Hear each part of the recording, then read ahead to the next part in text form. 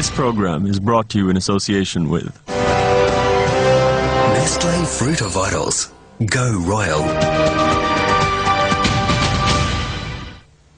السلام علیکم، آپ دیکھ رہے ہیں باٹم لائن ود ابصار عالم۔ آج ایک اہم دن ہے اس لیے کہ آج جنرل پرویز مشرف نے پھر عدالت میں پیش ہونا تھا۔ ان کے خلاف جو غداری کا مقدمہ چل رہا ہے، لیکن آج بھی ان کے وکلاء نے استثناء کی درخواست کی اور وہ درخواست آج بھی منظور ہو گئی، اور اب ان کو کہا گیا ہے کہ 18 فروری کو وہ عدالت میں پیش ہوں۔ اور ان کے وکیل انور منصور صاحب نے انہوں نے یہ عدالت کو یقین دہانی کروائی ہے کہ 18 فروری کو وہ ضرور پیش ہوں گے، اور اگر وہ پیش نہ ہوئے تو عدالت اس دن ان کے ناقابل ضمانت وارنٹ گرفتاری جاری کرے گی، اور ان کی جو ضمانتی رقم ہے جو اس وقت ان کے وارنٹ جاری ہوئے ہیں وہ رقم بھی سرکاری خزانے میں جمع ہو جائے گی۔ اور آج جو استثناء انہیں ایک دفعہ پھر ملا ہے، اس کی بنیاد یہ ہے کہ ان کے وکیل نے عدالت میں یہ دلائل دیے ہیں کہ پہلے خصوصی عدالت کی تشکیل اور ججز کے بارے میں اور پروسیکیوٹر کی تقرریوں کے خلاف جو درخواستیں دی گئی ہیں ان کے بارے میں اس عدالت نے ابھی تک فیصلہ نہیں کیا، اس پر فیصلہ کیا جائے۔ اور اس کے ساتھ ساتھ جو انور منصور صاحب نے درخواست دی تھی اس پر ان کو سنے بغیر اس کو خارج کر دیا تھا عدالت نے، تو انہوں نے کہا ہے کہ وہ ان کو عدالت سے استدعا کیا کہ وہ بھی سنی جائے اور ان کا موقع بھی سنا جائے، اور یہ جب تک ان درخواستوں کا فیصلہ نہیں ہوتا اس وقت تک پرویز مشرف کو استثناء دیا جائے اور یہ کیس آگے نہیں چلنا چاہیے، ورنہ یہ انصاف نہیں ہوگا۔ عدالت نے ان کی بات مان لی اور 18 فروری تک کی تاریخ دی ہے۔ اس پر آج ہم بات کریں گے۔ ہمیں جوائن کیا ہے خالد رانجھا صاحب نے، جو پرویز مشرف صاحب کے وکیل ہیں، سابق وفاقی وزیر قانون ہیں اور آج عدالت میں موجود تھے، اور ہمیں جوائن کیا ہے شیخ احسن الدین صاحب نے، جو سابق صدر ہیں Rawal Pindi high court bar کے۔ ان سے بھی بات کریں گے کہ کیا واقعی جو ہے عدالتیں صحیح طریقے پر انصاف کا دامن جو ہے عدالتوں نے تھاما ہوا یا نہیں۔ اور ہمیں جوائن کریں گے حامد خان صاحب، جو ماہر قانون ہیں اور رہنما ہے، سینئر رہنما ہے پاکستان تحریک انصاف کے۔ رانجھا صاحب، بات کا آغاز آپ سے کرنا چاہتا ہوں کیونکہ آپ کے ظاہر ہے موکل کا، آپ کے کلائنٹ کا یہ کیس ہے، تو آپ کا موقع پہلے ہے کہ کیا بتائیے گا، یہی وہ سرپرائز تھا آج جو عدالت میں ہوا کہ ایک اور استثناء کی درخواست دی گئی جس کا ذکر آپ کے ایک دوسرے ساتھی احمد رضا قصوری نے 2 دن پہلے کیا تھا میڈیا کے سامنے؟ میں نہیں سمجھتا کہ اس کا تعلق اس درخواست سے تھا، چونکہ جب تک وہ ڈسچارج نہیں ہوں گے ہسپتال سے اس وقت تک ان کا پیش ہونا ممکن نہیں۔ اور استثناء میں بھی یہی بات کہی گئی تھی کہ وہ ہسپتال میں ہیں اور بالکل گریز نہیں کرتے عدالت سے پیش ہونے میں۔ اس سے پہلے 7 عدالتوں میں مجسٹریٹ سے لے کے اسپیشل کورٹ تک پیش ہوتے رہے ہیں۔ کوئی ایسی بات نہیں ہے کوئی ذہن میں رکاوٹ کے میں پیش نہیں ہونا، صرف اس میں تو ایشو یہ ہے کہ کیا اس عدالت کو اختیار سماعت ہے کہ نہیں۔ ٹھیک، اگر عدالت کو اختیار سماعت نہیں ہے تو پھر جو آرڈر پاس ہوتے ہیں وہ زیر بحث ہے، اور ایک کے متعلق سپریم کورٹ میں بھی پٹیشن دائر کی گئی ہوئی ہے، تو یہ ایک ملزم حق ہے۔ ٹھیک ہے، بالکل۔ اچھا اعتراض بھی کرنا اور پھر اپیل بھی کرنا۔ رانجھا صاحب، یہ بتائیے گا کہ آپ نے کہا اختیار سماعت ہے یا نہیں، اور ججز کی تقرری، پروسیکیوٹر کی تقرری، 3 درخواستیں آپ کی التوا میں ہیں، یہ 18 فروری تک کہ کیا یہ عدالت، کیا 18 فروری بھی تک ہے کہ کیا، میرا سوال یہ ہے کہ 18 فروری کی جو تاریخ ہے کیا اس سے پہلے عدالت بیٹھے گی اور ان درخواستوں پہ فیصلہ دے گی؟ ان میں سے ایک بڑی اہم درخواست ہے جس کی سماعت پیر کو ہوگی۔ اچھا، اور اس درخواست میں موقف یہ دیا گیا ہے کہ جرم تو کریٹ کیا گیا ہے آئین میں، لیکن اس کے لیے جو ضابطہ ہے وہ پارلیمان نے بنایا ہے، اور پارلیمان نے ایک ایکٹ بنایا ہے RB ایکٹ 1952 جی۔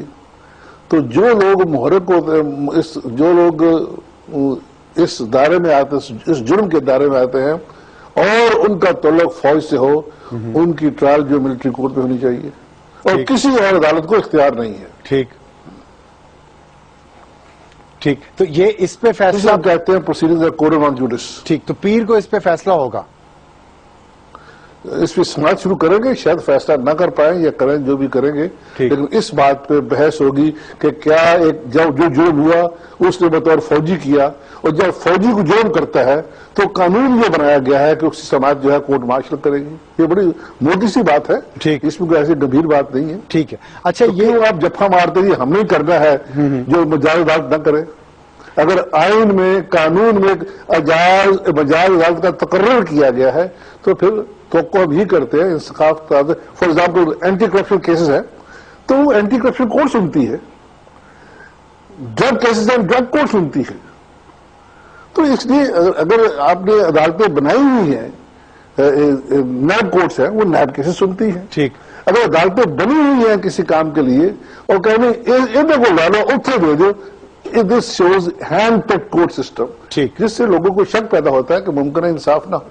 ٹھیک. اچھا یہ بتائیے گا کہ اب اس وقت موقف صرف یہ ہے کہ ان درخواستوں پہ فیصلہ ہو جائے پھر پیش ہوں گے، یا درخواستوں پہ فیصلہ ہونے کے بعد جب تک ہاسپٹل سے ڈسچارج نہیں ہوتے تب تک پیش نہیں ہوں گے؟ ایک عام قیدی ہو، عام ملزم ہو، اگر وہ ہسپتال میں داخل ہو تو کیا وہ ہسپتال میں وارنٹ بھیج سکتے ہیں؟ نہیں بھیج سکتے. ٹھیک. unless the court is bloody minded, which I think is not the case. ٹھیک ہے. لیکن اگر انہیں وعدہ کیا کہ میں پیش ہوں گا، وکیل سے میں نے دی ہے تو یقیناً he'll make an application to the hospital کہ مجھے اجازت دے میں وہاں سے ہو کے پھر واپس آ جاتا ہوں. ٹھیک ہے. ٹھیک. شیخ صاحب آپ نے موقف سنا. ایک تو یہ کہ ضابطہ فوجداری کے تحت آرمی ایکٹ ہے، جو فوجی نے اگر کسی نے کوئی جرم کیا تو آرمی ایکٹ کے تحت اس کو سزا ہوگی. دوسرا یہ ہے کہ ہاسپٹل میں وارنٹ گئے ہیں تو جب تک ہاسپٹل ڈسچارج نہیں کرتا وہ نہیں آ سکتے. میں سر ان کی دونوں باتوں سے ایگری نہیں کرتا. آئین سپریم ہے. یہ آرٹیکل 6 کا ٹرائل ہو رہا ہے جس میں ایک اسپیشل کورٹ کانسٹیٹیوٹ ہوئی ہے 1976 کی. لیکن میں آپ کو انٹرپٹ کر رہا ہوں، لیکن کیا یہ لکونا نہیں ہے قانون میں کہ آرٹیکل 6 کی خلاف ورزی اگر حاضر سروس فوجی نے کی ہو تو کیا یہ نہیں واضح طور پہ ہونا چاہیے تھا کہ اس کا بھی کیس جو ہے وہ اسپیشل کورٹ میں چلے گا، آرمی ایکٹ کے تحت نہیں ہوگا؟ نہیں، قطعاً بھی نہیں. میں جو بات کہنا چاہتا تھا وہ اس کی وضاحت آگے ہو جاتی تھی. جی فرمائیے. یہ جو 1976 کا جو ایک اسپیشل ایکٹ جو ہے جس کے تحت کورٹ کانسٹیٹیوٹ ہوئی ہے، اس میں اسپیسیفکلی ہائی ٹریزن کیس کو سماعت کے لیے وہ 76 کا جو ایکٹ ہے وہ اس کے تحت وہی کورٹ سماعت کر سکتی ہے جو کہ موجودہ کورٹ سماعت کرے. یہ اسپیسیفکلی مینشن کیا گیا ہے ہائی ٹریزن کے جو کیسز کون سی عدالت سنے گی، اور ہائی ٹریزن کو جو ڈیفائن کیا گیا ہے یا جو بھی ہے وہ کانسٹیٹیوشن کی. اب دیکھنا یہ ہے کہ کانسٹیٹیوشن سپریم ہے یا آرمی ایکٹ سپریم ہے. میرے نقطہ نظر کے مطابق کانسٹیٹیوشن موجود ہے. کانسٹیٹیوشن کے اندر ایک ہائی ٹریزن کو باقاعدہ طور پر ڈیفائن کیا گیا ہے. پھر 1973 کا جو پنشمنٹ ایکٹ ہے اس کے تحت سزا مقرر کی گئی ہے اور وہ بھی پارلیمنٹ کو اس ایکٹ کے تحت ہوئی ہے. اب یہ کہنا کہ پہلے اب جو اس کورٹ کی کانسٹیٹیوشن ہے اس میں جو اوفنس دیے گئے ہیں اس میں سب سے پہلا اوفنس جو ہے وہ ہائی ٹریزن کا ہے. تو اب یہ کہنا کہ اس کورٹ کو اختیار نہیں ہے کسی اور کو میں سمجھتا ہوں کہ یہ ایکسٹریمس قسم کا آرگومنٹ ہے جس کا اس کے ساتھ کوئی ریلیونسی نہیں ہے.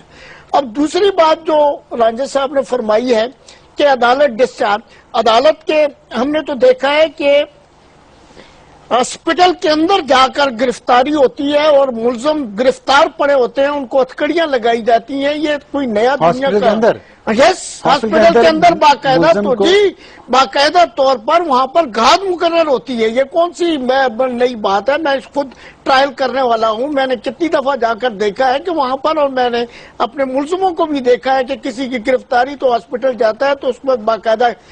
اب جب سے یہ ٹرائل شروع ہوا ہے جب سے کوئی نہ کوئی بہانہ ہے. کبھی راستے سے بم نکل آتا ہے، کبھی انہیں بجائے ادھر لے کر آنے کے AFIC لے جایا جاتا ہے.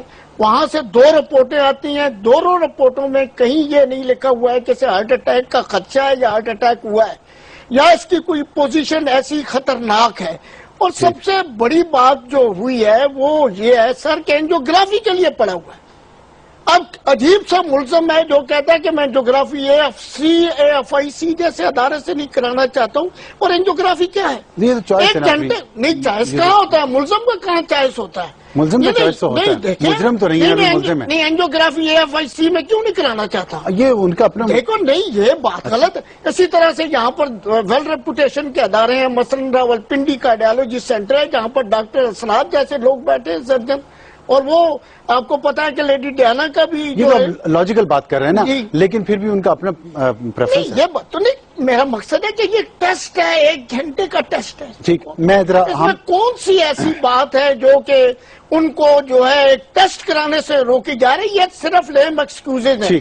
اور ایک لفظ صرف خود وکلاء صاحبان نے بارہ اپنے انٹرویو میں کہا ہے کہ ہم جو ہیں اسے ڈیلے کر رہے ہیں مختلف ہیلوانوں سے۔ یہ تو ہوتا ہے، یہ تو ہوتا ہے، یہ ان کا رائٹ ہے۔ لیکن یہ تو پھر ایک بات تو پھر جینوئن بات تو نہیں ہوئی نا، لیکن وہ تو یہاں تو جینوئن کوئی بات ابھی تک سامنے آئی ہی نہیں ہے۔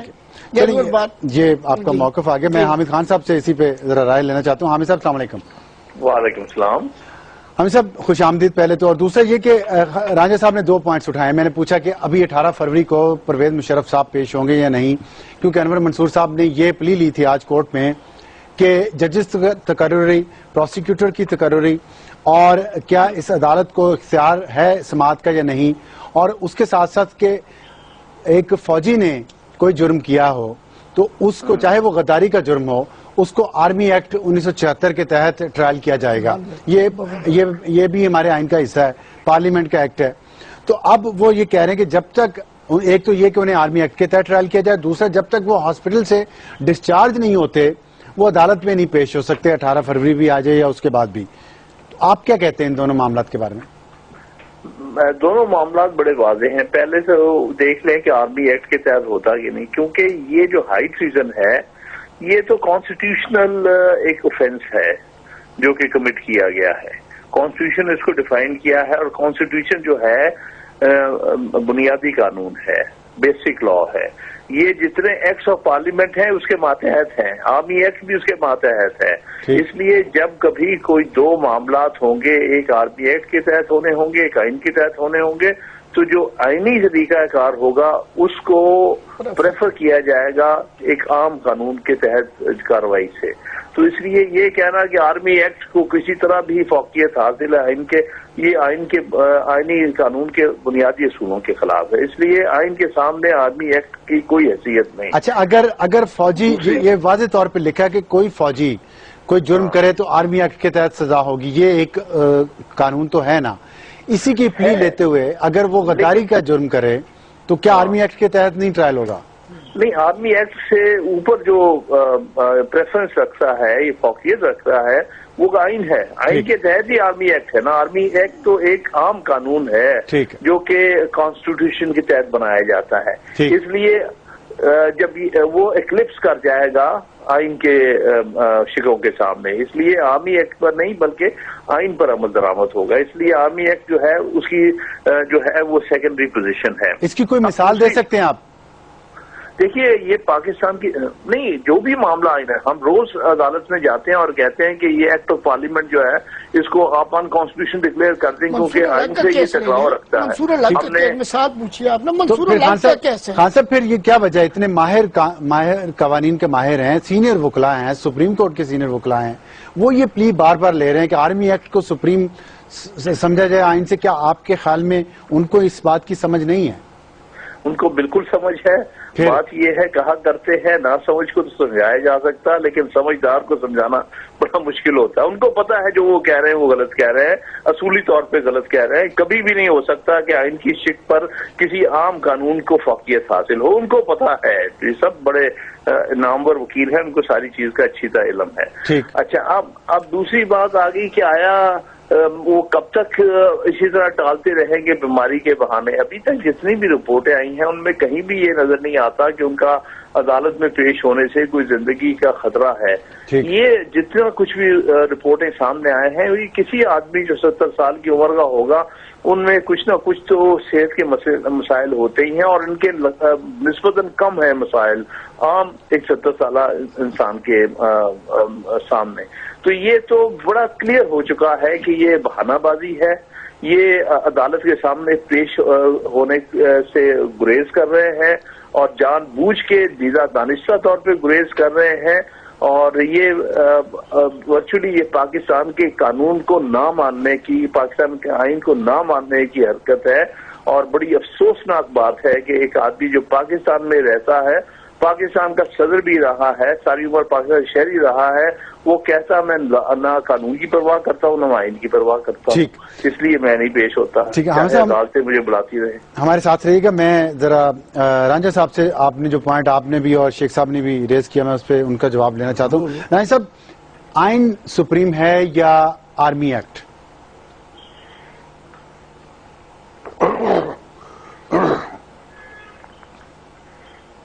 جی رانجھا صاحب، رانجھا صاحب آپ کو آواز آ رہی میری؟ رانجھا صاحب آپ کو آواز آ رہی ہے؟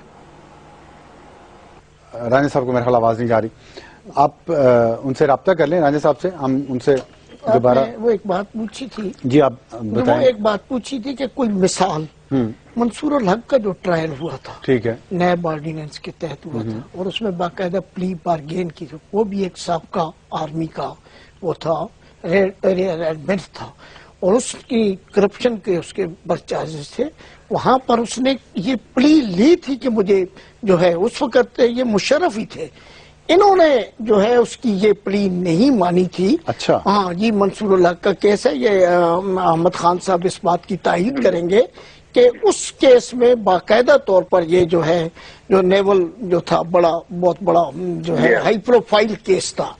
جی ٹھیک، ہمارا رابطہ ہو گیا رانجھا صاحب سے۔ رانجھا صاحب آپ کو آواز آ رہی ہے؟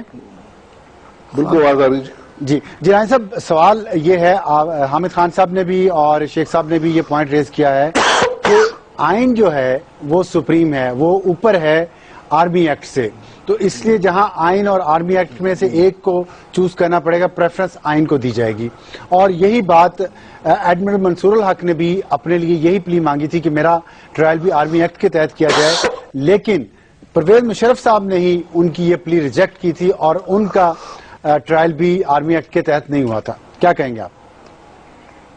گزارش ہے کہ شاید میں بات سمجھا نہیں پایا، یا شاید خان صاحب کو اس کا خیال نہیں آیا۔ اس میں صرف آئین جو ہے یہ جرم کو ڈیفائن کرتا ہے، جیسے کنٹمپٹ آف کورٹ ہے، وہ آرٹیکل 204 میں ڈیفائنڈ ہے۔ ٹرائل ہوتی ہے کنٹمپٹ آف کورٹ ایکٹ کے تابع ہوتی ہے، اور جو ایکٹ 1926 کا ایکٹ تھا تب تو کوئی آئین نہیں تھا، تب بھی کنٹمپٹ آف کورٹ ایکٹ موجود تھا، اس کے تابع ٹرائل ہوتی تھی۔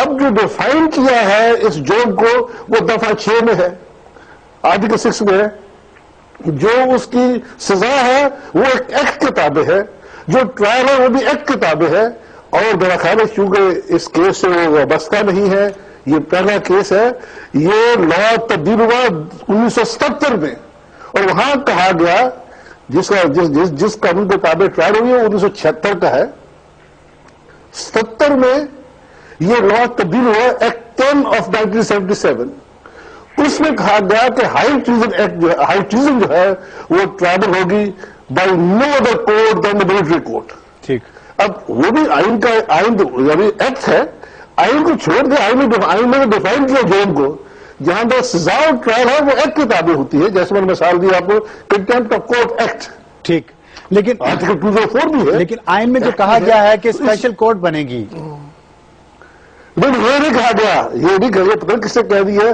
کہا کہ ہاں جی ایک ایکٹ کے تابع اس کی ٹرائل ہوگی، اور ایکٹ جو ہے وہ بن جاتا ہے 1976 کا، اچھا، اور پھر آ گیا 1977 کا ایکٹ جس میں کہا گیا کہ صرف اور صرف فوجی عدالت کو اختیار ہوگا اس کیس کی سماعت کا۔ ٹھیک ہے، ایک چھوٹا سا بریک کے بعد میں اپنے دوسرے معزز وکلا سے، شیخ صاحب سے اور حامد خان صاحب سے جو پوائنٹ خالد رانجھا صاحب کا ہے اس پہ بات کریں گے ایک چھوٹے سے بریک کے بعد۔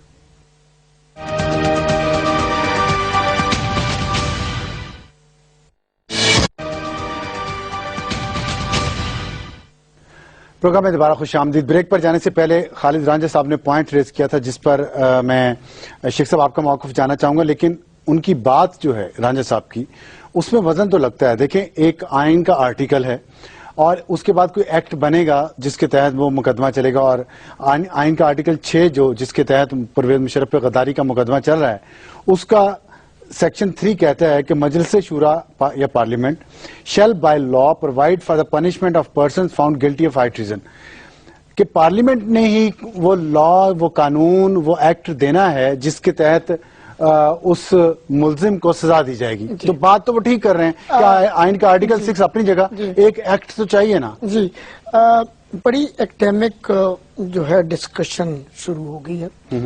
3 آرٹیکل ہمیں ملا کر پڑھنے ہوں گے. ٹھیک.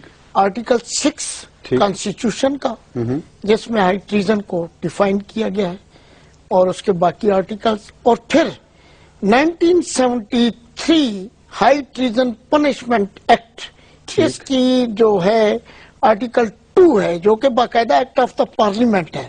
اور یہ عصمت جیلانی کے کیس میں کہا گیا تھا کہ پہلی فرصت میں پارلیمنٹ کو اس پر پنشمنٹ اور قانون بنانا چاہیے. تو اس act 1973 high treason punishment act کے تحت سزا مقرر کی گئی. اس کی باقاعدہ طور پر وہ سزا تھی ڈیتھ اور جو ہے imprisonment for life high treason کے لیے. یہ چونکہ جیسا کہ آپ نے بھی پڑھا ہے کہ کانسٹیٹیوشن میں کہا گیا تھا کہ یہ پارلیمنٹ اس کی سزا مقرر کرے گی, تو لہذا 1973 میں وہ پارلیمنٹ نے کر دیا. اس کے بعد آپ اس کو تیسرے ایکٹ کے ساتھ ملا کر پڑھیں گے, وہ ہے 1976. 1976 کا جو ہے وہ اسپیشل کورٹ اسٹیبلشمنٹ آرڈیننس ہے, وہ ہائی ٹریزن کے لیے. یس, اس میں آرٹیکل ہے 4 پروویژن جو ہے 4 ہے, اس میں باقاعدہ طور پر کورٹ کی اسٹیبلشمنٹ. اب ان تینوں کو ملا کر جب آپ پڑھیں گے ڈیفائن ہو گئی کانسٹیٹیوشن میں, 73 میں سزا آ گئی ایکٹ آف پارلیمنٹ کے تحت, اور 76 میں جو ہے باقاعدہ طور پر کورٹ کی اسٹیبلشمنٹ کا قانون آ گیا جس کے تحت 3 ججز جو ہیں وہ اس کو سنیں گے. تو یہ تینوں ملا کر جب آپ پڑھیں گے تو پھر آرمی ایکٹ جس کا یہ حوالہ دے رہے ہیں, آرمی ایکٹ کی کوئی پروویژن مجھے یہ نکال کر بتا دیں کہ جس کے تحت ہائی ٹریزن یا جو ایسا پولیٹیکل جو کرائم ہو اس کے لیے آرمی ایکٹ کے تحت جو ہے اس کا ٹرائل ہونا چاہیے. یہ اسپیسیفک ایک قانون بنا ہے. میں پوچھتا ہوں رانجھا صاحب سے, لیکن پہلے خان صاحب, حامد خان صاحب یہ بتائیے گا, آپ نے گفتگو سنی رانجھا صاحب کی, انہوں نے کہا, آپ کا حوالہ دے کے کہا کہ شاید وہ سمجھا نہیں سکے آپ کو, اور میں نے بھی یہ آرٹیکل 6 جو ہے اس کا 3rd سیکشن جو کوٹ کیا جس کے جواب میں شیخ صاحب نے بتایا کہ وہ ہائی ٹریزن پنشمنٹ ایکٹ ہے 1973 کا اور 1976 کا ایکٹ اسپیشل کورٹ کا. تو کیا یہ تھوڑی سی کنفیوژن نہیں ہے یہاں پہ, عام آدمی کو کیسے سمجھ آئے گی یہ چیز؟ کوئی کنفیوژن نہیں ہے, کنفیوژن ڈالنے کی کوشش ہو رہی ہے. میں عرض کروں ہائی ٹریزن جو ہے کوالٹیٹیولی یہ ڈفرینٹ اوفینس ہے, جس سے یہ مکس اپ کر رہے ہیں وہ عام ٹریزن ہے جو کہ اس میں تھوڑا فرق بتا دیں, اس میں فرق کیا ہے؟ دیکھیں نا, جو عام ٹریزن ہے نا, کوئی آدمی یونیفارم ہے وہ دشمن کے لیے جاسوسی کرتا پکڑا جائے, وہ ایک عام ٹریزن ہے, آرمی ہے. آرمی ایکٹ میں بھی لکھا ہوا ہے. جی ہاں, اسی طرح سے اسی قسم کی ایک شک جو ہے پاکستان پینل کوڈ میں بھی ہے, سیکشن 124A ہے یا آف اینڈ میں یاد نہیں پڑ, ان میں سے ایک کوئی ہے, اس میں بھی ٹریزن ڈیفائنڈ ہے. 124A سیڈیشن 124A کیا اس کی وہ بھی ہے, وہ بھی ایک ٹریزن ہے. ہائی ٹریزن جو ہے نا, اسی لیے اس کو ڈفرینٹلی ورڈ کیا گیا, ہائی ٹریزن کہا گیا, اس لیے تاکہ یہ عام ٹریزن کے کیسز کا مکس اپ نہ ہو. یہ ہائی ٹریزن اس لیے ہے کہ یہاں ایک شخص جو ہے ملک کے آئین کو ایبروگیٹ اور سبورٹ کر دیتا ہے, یعنی جو بنیادی دستور ہے جس کے تحت ملک چلایا جاتا ہے یا اسٹیٹ رن کی جاتی, اسی قانون کو اس کی تہس نہس کر کے رکھ دیتا ہے. تو یہ ان کسی بھی عام ٹریزن کے کیس سے کہیں بڑا جو ہے اور زیادہ سنگین کیس ہے, اس لیے اس کو ہائی ٹریزن کے زمرے میں لایا گیا ہے. تو اس لیے آپ اس کو کسی عام ٹریزن کے کیس کے ساتھ یا آرمی ایکٹ کے تحت یا دوسرے جو ہے کورٹ مارشل وغیرہ کے ساتھ مکس اپ نہیں کر سکتے. ٹھیک, اچھا ایک چیز میں سمجھنا چاہتا ہوں خود کہ آپ کا مطلب ہے جو سنگین غداری ہے, ہائی ٹریزن جس کو ہم کہہ رہے ہیں, سنگین غداری اردو میں ہے, تو سنگین غداری کے تحت صرف ایک ہی جرم ہے ہمارے قانون اور آئین کے مطابق، جو آئین کو توڑے، آئین کو خراب کرے، آئین کو سسپینڈ کرے، ابینس میں رکھے، وہ صرف سنگین غداری ہوگی؟ جی ہاں، وہ سنگین ترین غداری ہے۔ اور یہ سنگین غداری دشمن کے لیے یونیفارم میں جاسوسی کرنے سے بھی بڑی غداری اور بڑا جرم ہے؟ بہت بڑی غداری۔ امپیکٹ دیکھیں نا اس کا، اس غداری کا امپیکٹ تو یہ ہے کہ زیادہ ایک بٹالین افیکٹ ہو جائے گی اس غداری سے، اس سے ایک یونٹ افیکٹ ہو سکتا ہے، لیکن اس سے تو سارا ملک ہی افیکٹ ہو جاتا ہے، تو ملک کا دستور ہی تہز نہز ہو جاتا ہے۔ اس لیے ملک کو جو آدمی ڈی ریل کر دیتا ہے، وہ اس سے بڑی غداری تو اور کوئی نہیں ہو سکتی نا۔ تو آپ کا مطلب یہ کہ آرمی ایکٹ جو ہے وہ ایک ایسا قانون ہے جس سے یہ جرم بہت بڑا ہے سنگین غداری کا، آرمی ایکٹ اس کو کور نہیں کر سکتا؟ جی ہاں، یہ اس سے بلند، اس سے بہت بالا تر ایک اوفینس ہے۔ اگر مجھے ایک بات صرف ایڈ کرتا ہوں خان صاحب کی بات کے ریلیونس میں، جی آرمی ایکٹ میں جتنے یہ جیسے خان صاحب نے فرمایا وہاں پر باقاعدہ ڈیفائن کیے گئے ہیں جو جرم ہے، اور ان میں یہ جو بات کہہ رہے ہیں کہ کوئی آدمی یونیفارم میں جو ہے غداری کرتا ہے، یا کوئی آرمی کو اور کسی انداز سے وہ ریڈیکیول کرتا ہے، یا کوئی اور ایسا افینس، وہ بالکل ٹھیک کہہ رہے ہیں، وہ آرمی ایکٹ میں آرمی ایکٹ میں سارے جرائم جی موجود ہیں۔ اس میں آئین ان کی میں دو خلاف قسم ورزی کی کوٹ ہیں، ایک کوٹ مارشل ہوتی ہے، ایک جو نہیں، اس میں آئین کو توڑنا، آئین سے سنگین غداری کا جرم اس میں نہیں ہے، بالکل اس میں کوئی آرمی ایکٹ۔ جی رانجھا صاحب، میرا خیال ہے میرے دوست شاید کوئی مجھے کوئی دفعہ دکھائے، میں دوبارہ کہہ رہا ہوں اور اونچی آواز سے کہہ رہا ہوں، ایکٹ 10 آف 1977 یہ ایکٹ ہے جس میں ترمیم کی گئی اور کہا گیا کہ ہائی ٹریزن جو ہے اس کو سیپریٹ ڈیفائن کرتے ہوئے آرمی ایکٹ میں ٹرائل کی گئی ہے for people who are subject to army. وہ لوگ، یہ جو ایکٹ بنا 76 ایکٹ بنا تھا، یہ ولی خان صاحب کے لیے بنا تھا، لیکن یہاں کوئی آدمی فوج کا ہائی ٹریزن اسپیشل افینس ہے، اس پہ باقاعدہ سن 77 میں انہوں نے لکھا ہے اس کی ٹرائل بائی ملٹری کورٹ ہوگی۔ اب اور میں کیا بتا سکتا ہوں آپ کو، دفعہ 4 ہے ایکٹ 10 کی۔ ٹھیک، لیکن سنگین غداری تو ایکسپلین کیا نا کورٹ، آئین نے خود ایکسپلین کیا اس کو، سنگین غداری کو، اور وہ جرم آرمی ایکٹ کے تحت کور نہیں ہوتا، پھر کیا کریں؟ رانجھا صاحب آپ کو آواز آ رہی ہے؟ میرے خیال رانجھا صاحب سے ہمارا رابطہ منقطع ہو گیا۔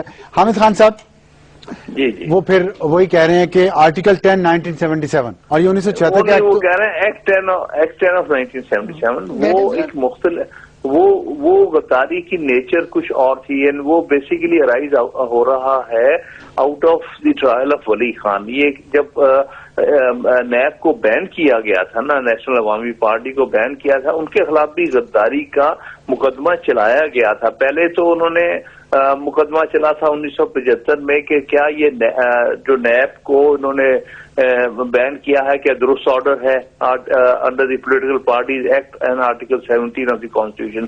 اس پر سپریم کورٹ نے ریفرنس میں جواب دیا کہ ہاں صحیح ہے، یہ غلط صحیح معنی میں آپ نے بین کی۔ اب اس کے بعد ایک قانون بنایا گیا جس کے تحت وہ لوگ جو کہ جاسوسی، جو پاکستان کے شہری ہوتے ہوئے دوسرے ملک کے لیے جاسوسی کرتے ہیں یا پاکستان کے انٹرسٹ کے خلاف کام ہو، جس طرح وہاں کیس بنایا گیا تھا کہ یہ افغانستان کے ساتھ مل کر، یہ افغان حکومت کے ساتھ مل کے پاکستان سے غداری کر رہے ہیں، اس نیچر کے کیس کو انہوں نے اس کا ذکر کر رہے ہیں۔ اس میں ہائی ٹریزن والا کیس نہیں تھی، آرٹیکل 6 والا کیس نہیں تھا، یہ ایک اسپیشل سچویشن والا کیس ہے۔ ہائی ٹریزن وہ کیسے اس کے ساتھ جوڑتے ہیں؟ خان صاحب، یہ جو ابھی آپ نے پھر وہ بات کی کہ دوسرے ملک سے کسی کے ساتھ مل کے غداری کرے، ہم تو اسی کو سب سے بڑی غداری سمجھتے ہیں نا۔ جیسے ڈاکٹر شکیل آفریدی کا کیس ہے، وہ اس نے بھی سی آئی اے کے لیے کام کیا، دوسرے ملک کے ساتھ مل کے پاکستان کے بارے میں انفارمیشن اکٹھی کی اور وہاں پہنچائی۔ تو یہ پرویز مشرف کا جو غداری کا کیس ہے، جرم ہے، یہ شکیل آفریدی کے جرم سے بڑا جرم ہے؟ میرے نزدیک اس سے بھی بڑا جرم ہے۔ کیوں میں کہتا ہوں؟ کیوں یہ آئین کا ڈیفائنڈ جرم ہے، وہ عام قانون کا ڈیفائنڈ جرم ہے۔ لیکن آپ اگر دیکھیں گے تو جو پی پی سی کے تحت بھی سزا ہے اس کی غداری کی، وہ بھی تقریباً وہی ہے جو کہ ہائی ٹریزن کی ہے، کیونکہ سائے موت سے یا لائف امپریزنمنٹ سے بڑی تو سزا کوئی نہیں ہوتی۔ میں یہاں جب ہم بات کر رہے ہیں نا ہائی ٹریزن کی، تو اس کا خاص آئین کے ساتھ کانٹیکسٹ ہے، یہ آئین توڑنے کی بات ہو رہی ہے، جو عام غداری کی بات ہو رہی ہے، ہم ان کو کمپیئر نہیں کر سکتے۔ دیکھیں نا जुर्म एक वो भी है, वो भी बहुत बड़ा संगीन जुर्म है, जुर्म ये भी है, ये भी बहुत बड़ा संगीन जुर्म है। अब इस संगीन जुर्म का एक तरीकाकार आइन ने भी दिया है और उसके तहत जो कवानीन बने उन्होंने भी दिया है, इसलिए हम उन दोनों को आपस में कंपेयर नहीं करते। हम गद्दारी के लफ्ज जो है उसको लेकर उसके एक आम फहम मानी को सामने लाते हुए कहते हैं कि ये आइन के तहत पाकिस्तान की तारीख को सामने रखते हुए ये आइन में शिक डाली गई थी, क्योंकि और पहली दफा ऐसी शिक है जो कि पीछे से मतलब रेट्रोएक्टिव डाली गई थी, 1973 में डाली गई, लेकिन कहा है कि ये 23 मार्च 1956 से लागू होगी। आमतौर से क्रिमिनल केसेस में कभी पोस्ट रेट्रोएक्टिव नहीं बनाया जाता, ये एक्सेप्शनल किस्म का एक कानून बनाया गया था। ठीक जी, तो मैं जो गुजारिश करना चाहता हूँ उसमें सिर्फ ये एडिशन करना चाहता हूँ कि ये जिस एक्ट का हवाला दे रहे हैं ये कोई कॉन्स्टिट्यूशनल में अमेंडमेंट तो नहीं थी ना, कि किसी ने आर्टिकल 6 में अमेंडमेंट करके जो है, या 1976 के एक्ट में किसी ने अमेंडमेंट की हो, या किसी ने 1973 जो एक्ट ऑफ द पार्लियामेंट हो उसमें कोई अमेंडमेंट की हो, ये जिस आर्टिकल का वो, अब उसकी इंटरप्रिटेशन वो उस तरह से कर रहे हैं। लेकिन जिस तरह से खान साहब ने फरमाया है, एक और पीपीसी में भी एक सेक्शन है 124 जिसका हवाला पीपी, उसमें सिडिशन जो है, ठीक है, जो गवर्नमेंट के खिलाफ जो रांझे साहब से हमारा राब्ता हो गया, उनका मौक़िफ़ बहुत जरूरी है। रांझे साहब आपने, सॉरी, एक तो आपसे राब्ता हमारा बार बार मुनक़ता हो रहा है। पहली बात तो ये नोट करें, पहली बात ये नोट करें, ज़ाब्ता जो हमारा ताज़ीरात पाकिस्तान है उसमें लफ्ज ट्रीजन का कहीं इस्तेमाल नहीं है। ठीक है, दोबारा बहुत जो चैप्टर एक है ना जो शुरू होता है 121 से लेकर 130 तक जाता है, कहीं लफ्ज ट्रीजन नहीं है। हाई ट्रीजन पहली दफा आया है आइन में, और इसी हाई ट्रीजन के मुतालिक पार्लियामेंट ने कहा है अगर कोई फौजी हाई ट्रीजन करेगा यानी दफा 6 की वॉल्यूशन करेगा उसकी ट्रायल मिलिट्री कोर्ट करेगी। इसमें कोई ऐसी भाम की बात नहीं है, लेकिन जो लॉ है उसे मान लें इस बात को। जब हाई ट्रीजन कहते हैं, पता है ये लफ्ज हाई ट्रीजन जब कहां से निकला है? बरतानिया में अगर कोई आदमी मलका से तलकात इस्तवार करे, दैट इज हाई ट्रीजन। अच्छा, ठीक, वो संगीन गद्दारी होगी। जो हमारे पास आया, जो हमारा जो ज़ाब्ता है पाकिस्तान का ताज़ीरात का, उसमें लफ्ज ट्रीजन कहीं इस्तेमाल हुआ ही नहीं है। ठीक ठीक, high treason is only used once and that is for the constitution article 6। लेकिन हाई ट्रीजन हमारे आइन में तो उसको एक्सप्लेन किया गया ना, उसमें तो यहाँ तो मलका का जिक्र नहीं है। यहाँ तो साफ लिखा है कि अगर आइन को तोड़ेंगे, सस्पेंड करेंगे, अबेंस में रखेंगे तो हाई ट्रीजन होगी। रांझे साहब आपको आवाज आ रही? अच्छा शेख साहब। जी सर, ये तो खुद हमारे आर्गूमेंट की तायद कर रहे हैं कि हाई ट्रीजन तो डिफाइन कर दिया गया कॉन्स्टिट्यूशन में, तो हम तो यही कह रहे हैं कि ये कॉन्स्टिट्यूशनल जो है, कॉन्स्टिट्यूशन को सुपरमेसी हासिल है आर्मी एक्ट पर। वो जा रहे हैं एक्ट 10 की तरफ। एक्ट 10 का जो है हमने उसका वाज़ेह तौर पर इसको इंटरप्रेट कर दिया है कि ये आइन में कोई तरमीम नहीं है, कि आइन में कोई तरमीम कर दी गई है तो फिर इसे आइन का हिस्सा समझा जाए। अब किस कॉन्टेक्स्ट में की गई है वो खान साहब ने बता दिया है कि ये वली खान वाले केस में। अब जिस मलका बरतानिया के जिस हाई ट्रीजन का जो है ब्लैक लॉ डिक्शनरी में जो उसे डिफाइन किया गया है, वो तो ये है कि हाई ट्रीजन करने वाले शख्स को उसी मकाम पर ले जाया जाएगा और फिर उसके उतने 4 टुकड़े किए जाएंगे। वो तो बड़ा संगीन किस्म को उन्होंने डिफाइन किया है ब्लैक लॉ डिक्शनरी में। अच्छा, उसे कहा है कि 4 टुकड़े किए जाएंगे और फिर उन टुकड़ों को मुख्तलिफ जगहों पर जाकर फेंका जाएगा। वो तो बिल्कुल उसका तस्वुर तो टोटली डिफरेंट है। हमारे तो मौजूद है जिसमें डिफाइन किया और उसमें सजा दी गई है। और जब वो रांझे साहब आगे हैं। जी रांझे साहब, मैं आखिरी सवाल करना चाहता हूं क्योंकि आपसे बार बार राब्ता मुनक़ता हो रहा है। ये बताइएगा, दोनों तरफ नामवर वकला हैं, सीनियर हैं, अगर इस तरह की मुख्तलिफ आरा हो एक केस के बारे में, तो फिर फाइनल फैसला किसका होता है? आप किताब आगे रख ले अपने। जी, अभी किताब आप आइन आपने है ना जी? जी मेरे पास पड़ी है। एक्ट ऑफ 760 सामने रख ले, और जो एक्ट 77 का बाद में आया है जिसमें कहा कि high treason is tribal by the military court, का हिस्सा नहीं है। ठीक है, अच्छा 77 का एक्ट है, ये बार बार 76 की बात कर रहे हैं। दोनों कवानीन जो हैं ये حق پارلیمان پاکستان کے ہیں.